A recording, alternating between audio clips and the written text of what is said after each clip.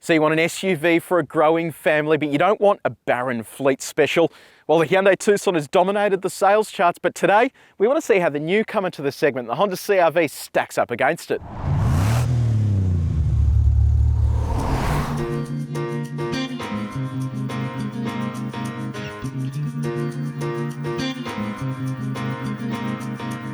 Both of these SUVs are priced at under 35 grand and both of them have 5-year warranties.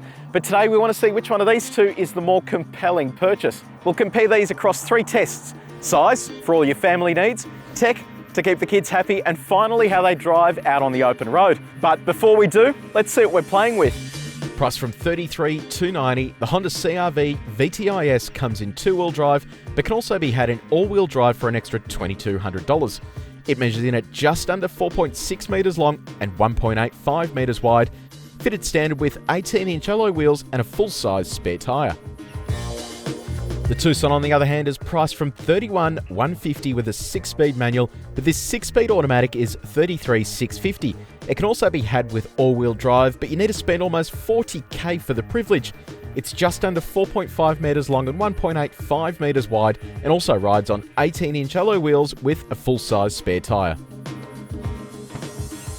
Size definitely matters when it comes to SUVs, and Hyundai offers 488 litres of cargo capacity in the boot here with 60/40 split folding seats, but you can only fold them from the second row. There's no mechanism here to make them drop. 1,600 kilograms of braked towing capacity is available as well. But the question is, can you fit an oversized child like me in the back seat? Let's find out. So this is a good space for kids, but it is a little bit cramped for adults. It also feels a little bit claustrophobic with these very narrow windows. And it's also let down by some pretty scratchy plastics around the cabin. But on the positive side, it is uplifted by this leather interior. You also get a center armrest with a couple of cup holders. You have ISOFIX on the 2 outboard seats and also top tether points for each seat, but no USB charging and no adjustable air vents. While this isn't a fleet special, it kind of feels like it in some ways. You have single zone manual climate control and just the 1 USB port, but everything is redeemed with this. The 7-inch infotainment system comes with Apple CarPlay and Android Auto. You've also got a couple of cup holders here and a decent sized glove box as well. While the Tucson often leads the segment for sales, how does the CR-V compare? The CR-V comes with a powered tailgate, but it is incredibly slow. When it does finally open, you get access to this pretty cavernous boot, 522 litres of capacity up to the back of the seats, over 1,000 litres up to the roof. The seats fold in a 60/40 split folding configuration, and they drop really easily as well. You just pull that lever and down they go. If you like towing, 1,500 kilograms of braked towing capacity. But the thing that impresses me the most, the amount of rear legroom. Whether you've got a small family or a growing family, you're going to love this space because there is lots of room back here. Even with my seat quite far back, I've got loads of toe room, plenty of knee room, and a lot of headroom as well. In terms of creature comforts, you have rear air vents, a couple of high-speed USB charging ports. You've got a center armrest with a couple of cup holders and ISOFIX on the 2 outboard seats, and then top tether as well. So you can actually get 3 booster seats along here as well. And best bit of all, LED lighting just to give the cabin a bit more ambience. You would never pick that this is one up from the base model. It literally isn't missing anything. You get a 7-inch infotainment screen that comes with satellite navigation. You also have Apple CarPlay and Android Auto.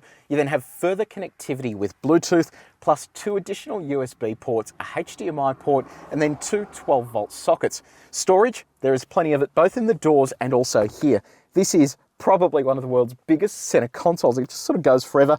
Removable divider, 2 cup holders as well. You have keyless entry and start. This really is a fully loaded SUV. Both of these cars offer spacious interiors, but it's the CR-V that wins on quality. But can it beat the Tucson in terms of on-road performance? Out here on the country roads is where the CR-V feels really at home. You can kind of picture it full of your family's gear heading to your favourite camping site, and you feel confident with this engine as well. It's a 1.5 litre turbocharged 4-cylinder engine. It makes 140 kilowatts of power and 240 newton meters of torque. To put that into context, means that you can really get stuck into it, gives you that nice surge in the back, and it's good for things like overtaking. The ride out here is fantastic. It feels nice and soft. The only downside though is the amount of road noise. It's picking up quite a lot from those tyres, and it means you've got to speak up if you want to talk to anyone inside the cabin. The steering is slightly heavy, but it gives you that confidence behind the wheel. It means you can have a bit of fun if you find some corners. In terms of visibility, it is excellent. That big glass house means you can see confidently out the front, sides and rear. You've also got big wing mirrors as well. Ahead of the driver here is this awesome looking colour LCD display. You can scroll through those menus to show you everything from where the drive's being sent all the way through to the trip computer and how the car performs. One of the handiest features of this car is called Lane Watch. All you do is press this button on the end of the stalk or activate the left indicator, and it turns a camera on that's attached to the left wing mirror. And what that means is you'll catch everything that's in your blind spot. It's especially handy for cyclists in the city. On the move here, everything is super easy to use. You have a voice recognition button for the infotainment system, and there's a clever way of going up and down in volume very quickly. Of course, you have the knob on the infotainment, you have buttons here, but you can just slide your finger up and down, and it will rapidly go through the volume motions. That is a very clever feature. So Honda has nailed the drive straight out of the box, but can it compete with the locally tuned Tucson? Hyundai Australia spent a lot of time, effort and money making sure the Tucson rides well on Australian roads. A lot of the engineering work for this car was done right here in Australia, and it definitely shows. It soaks up bumps beautifully and it sits nice and flat through corners. This is the perfect balance between comfort and sportiness. Under the bonnet of the Tucson Active X is a 2-litre naturally aspirated 4-cylinder petrol engine. So unlike the Honda, which has a turbocharger, this thing doesn't, but it still produces 121 kilowatts of power and 203 newton meters of torque. So that's not as much, and you certainly feel it when you get stuck into it. It makes a lot of noise, but it doesn't really go all that quick. Unlike the CR-V, which uses a continuously variable transmission, the gearbox in this Tucson is a more conventional 6-speed automatic.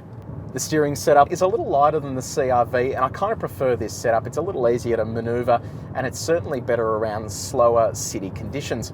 But where the Tucson falls down is with road noise. It's even noisier than the CR-V, which was already pretty noisy at highway speeds.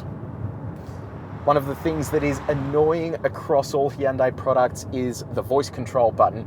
If you don't have a device paired to the car, you press that and it just does nothing. You need to have something paired to the car, whereas most cars on the market today will allow you to do voice recognition without even having a phone within sight. Visibility out of the cabin is also really good here in the Tucson, and the infotainment system is easy to use on the move. All the buttons are big and they're easy to press while you're concentrating on the task ahead.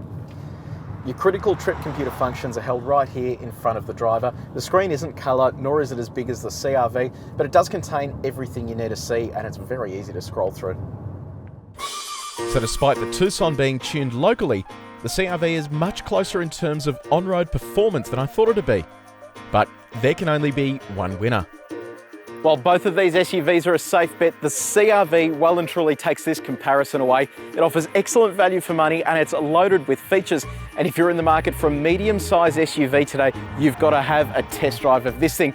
To read the full comparison, head to caradvice.com. But in the interim, check out some of our other videos and don't forget to subscribe.